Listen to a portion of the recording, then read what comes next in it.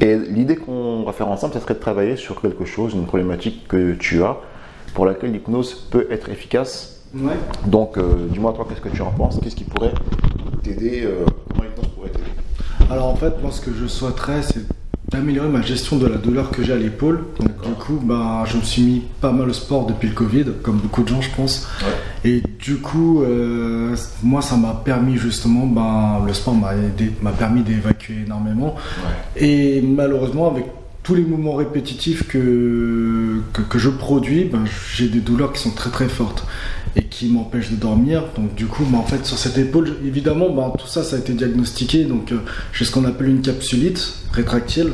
Donc en fait, c'est la membrane qui est tout autour de mon articulation de l'épaule qui est complètement inflammée. Et ce qui se passe, c'est que même des mouvements basiques, en fait, sont vraiment douloureux et même en tant qu'hypnotiseur, en tout cas, tout seul, en tout cas, j'ai vraiment du mal, en fait, à me centrer dessus. Donc là, pour cette raison, c'est super parce qu'on peut vraiment travailler dessus et comme dans une séance. Ça sera une séance. Voilà, ça sera une séance et tout, axé dessus, quoi. D'accord. Tu veux dire que tu as fait de l'auto-hypnose sur ça et tu n'as pas réussi à réduire un peu? Non, pareil, non, je n'ai pas vraiment fait d'auto-hypnose. Mais du coup, c'est vrai que ma douleur est vraiment très très très vive. Et justement, moi j'ai préféré, en tout cas, j'ai pris le parti plutôt en tout cas de le faire avec toi, quoi. On a mal, on le sait qu'on a mal, c'est un signal électrique que notre corps nous envoie pour nous signaler qu'il y a quelque chose. Mais la souffrance, c'est vraiment la partie psychologique, celle-là qui va être justement dans la sur-observation de la douleur et puis dans tout ce que cela va entraîner. D'accord. La souffrance, c'est vraiment ce mélange entre le mental et le physique. Donc réduire la douleur, ça, on ne peut pas vraiment, vu qu'on a besoin de la douleur. Par contre, on peut réduire la souffrance. Ouais. Complètement, ouais. Et c'est ce qu'on va faire aujourd'hui, du coup, d'ailleurs. Et cette fois-ci, tu as imaginé que le ballon il va se poser là, sur ta main. Mais maintenant, il va se remplir de quelque chose de plus lourd que l'air. Ça peut être comme, si tu veux, pourquoi pas, des billes de plomb. Comme si le ballon était en train de se remplir de billes de plomb. Et à mesure que ce ballon se remplit de billes de plomb, tu remarques que la main est de plus en plus lourde et que la main est de plus en plus attirée vers la cuisse.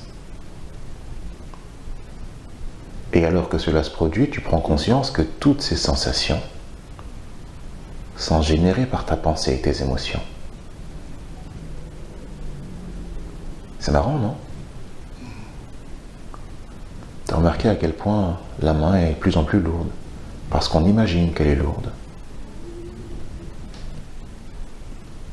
Très bien. Et qu'est-ce qui se passerait maintenant si tu imaginais que ce poids qui était là dans ta main allait commencer à se diffuser à l'intérieur de la jambe droite? Tu imagines juste ce poids qui est posé là sur la main, qui est posé là sur la cuisse droite, qui commence à se diffuser progressivement à l'intérieur de la cuisse. Ça serait marrant de constater ça, non?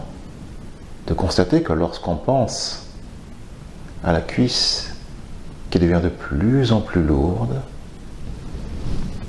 on a effectivement cette sensation de cuisse qui s'alourdit. Et quand la cuisse est assez lourde, tu peux imaginer simplement que cette sensation de lourdeur va continuer à se propager à l'intérieur du corps. 1, c'est la nuit déjà, la nuit noire. 0, très très bien. Calme, détendu, relaxé. Et ton subconscient, petit à petit, va intégrer cette manière d'agir, cette manière de faire, cette manière de gérer la douleur différemment. Et pendant que ton subconscient intègre cette nouvelle manière de faire, pour ne pas le déranger pendant son travail, je vais t'inviter à simplement imaginer que tu es en train d'explorer. Tu es en train d'explorer un endroit lointain, très lointain. Et cet endroit très lointain, c'est une banquise. Tu regardes l'étendue de neige blanche qui s'étend jusqu'à perte de vue. Peut-être il y a des habitants qui sont là, que tu vois. À chaque pas que tu fais, tu ressens la neige craqueler sous tes bottes.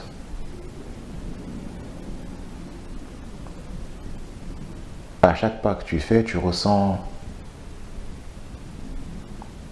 le froid souffler sur ton visage. Envahir. Tu ressens le souffle froid sur l'ensemble de ton corps.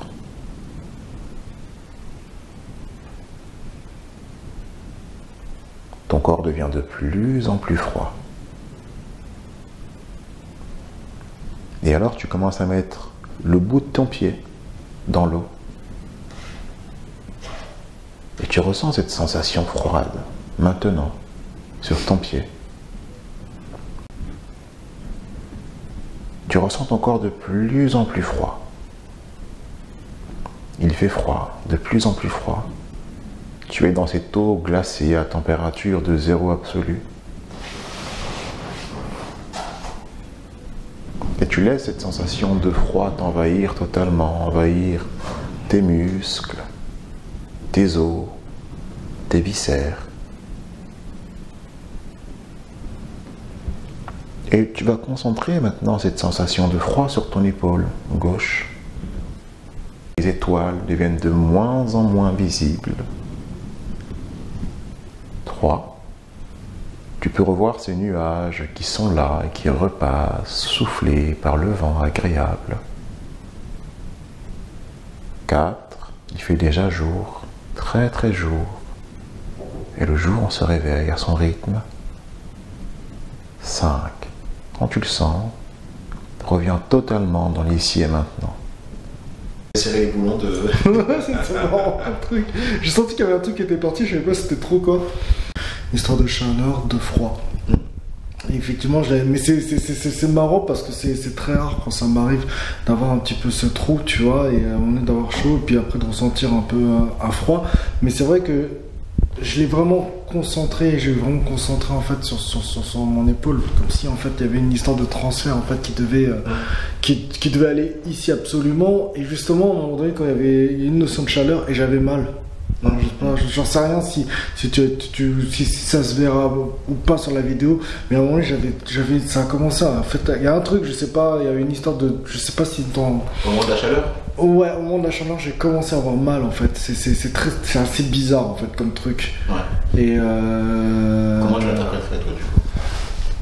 peut-être l'association en fait de la chaleur et de la douleur, parce que pour moi c'est une capsule que j'ai, donc c'est une inflammation. Donc du coup peut-être le fait d'avoir juste parlé de la chaleur, l'a évoqué, l'a réveillé, mais après se tamponne. Parce que là du coup je sais qu'il y a un mot dans ma tête et la respiration en tout cas qui a été vraiment validé, moi en tout cas moi de manière consciente puisque je t'en parle, donc qui a été validé vraiment sur cette épaule là, ouais. D'accord. Mais c'est vrai qu'au départ à un moment donné j'ai ressenti une certaine douleur étrangement, alors que j'étais pas forcément dans l'effort. Ouais. Parce que là je suis en position en fait de confort, je suis vraiment très confortable quoi. Et après quand on est passé justement à une histoire de froid, ouais. Donc du coup oui, là maintenant ça s'est beaucoup plus calmé quoi. C'est culte quand même. C'est culte. Ouais, c'était ice comme ice Baby. Et en fait c'était vraiment le mot que je m'étais dit. Et puis là tu vois c'est rigolo parce que là voilà je le ressens. Ouais. Donc du coup voilà. En tout cas j'espère pouvoir l'utiliser très, très facilement, en tout cas lorsque je me réveille au milieu de la nuit. Ouais, surtout. Ouais, particulièrement, parce que du coup j'ai pas de sommeil récupérateur, donc... C'est ça qui est chiant, c'est que, oui, quand la douleur, oui, elle est importante de la ressentir, mais elle gêne quand on... Ouais. Dans ce genre de choses. Après, ça influe sur l'humeur et tout. Ouais, complètement. Après, maintenant je me sens super bien, non, c'est nickel, je me sens très très bien, je me sens comme un peu avoir récupéré, comme si j'avais ouais, une phase de récup. Ça, ouais, c'est ce que je peux dire. On me sent comme si à un moment donné, en fait, j'avais une grosse journée, que tu sais, on part sur quelque chose qui, à un moment donné, peut-être comme un sommeil récupérateur, et Ouais. où je me sens beaucoup plus. Là, je me sens alerte. C'est que, en fait, les personnes, quand elles sont, je crois d'ailleurs, c'est dans le livre de Jago, quand elles sont sous hypnose, le fait même de se mettre dans l'état d'hypnose, ça va leur permettre de recharger leur énergie, parce que ça va détendre totalement leur système nerveux. Ouais. Donc il n'y a pas d'énergie qui est utilisée bêtement, tout est détendu, donc le corps permet de mieux redistribuer, de rééquilibrer l'énergie en fait. D'accord. Non, en tout cas, dans mes impressions, honnêtement, c'est vraiment, en tout cas, dans des grosses douleurs, dans les douleurs comme j'ai, c'est vrai que là, pour le coup, j'ai ressenti vraiment pas mal de choses, plusieurs sensations différentes. Donc, du coup, de manière, je pense qu'on fera un retour dessus sur ce qui s'est passé. Ouais, parce que c'est quelque chose, en tout cas, qui me pénalise vraiment. Donc voilà, je le dirai de toute manière dans le temps. Après, maintenant, je sais pas si après, il faudra peut-être refaire une séance ou pas, ou j'en sais rien du tout, mais en tout cas, je ferai un retour, en tout cas, sur ce que j'ai ressenti. Moi je pense juste par rapport au fait de refaire une séance, oui, parce que de toute façon après c'est l'entraînement, hein, c'est... Ouais, bien sûr. je sais pas si pour toi maintenant c'est comme ça, mais en tout cas pour moi l'hypnose c'est un entraînement mental. On entraîne son corps à réagir d'une certaine façon, et plus on le fait, et plus ça devient automatique, simplement. Donc même si à la maison tu peux t'entraîner aussi en auto-hypnose, d'ailleurs j'ai une formation en ligne d'auto-hypnose que tu peux dès à présent acheter si tu veux. Ça marche. Et donc voilà, faut s'entraîner, surtout sur les choses comme les douleurs. Ouais. Ça demande à mon avis plus d'entraînement que pour le travail qui est plus de l'ordre du mental, D'accord. parce qu'il faut vraiment réussir à connecter les deux, Ouais. alors que le mental, on est directement dans le mental. Après derrière faut passer à l'action, comme je dis tout le temps. Voilà. En tout cas, merci beaucoup Riming de t'être prêté à Merci cette à petite toi. séance. J'espère vraiment qu'elle te sera bénéfique et qu'elle t'apportera les changements désirés, et que de toute façon, comme tu l'as dit toi-même, on fera un retour quand on aura l'occasion d'en refaire un. Ouais, avec grand Ce plaisir. sera super. Bon, ben, merci en Voilà. tout cas. Merci à toi. C'était cool de m'avoir invité. Ciao, merci. ciao. Ciao.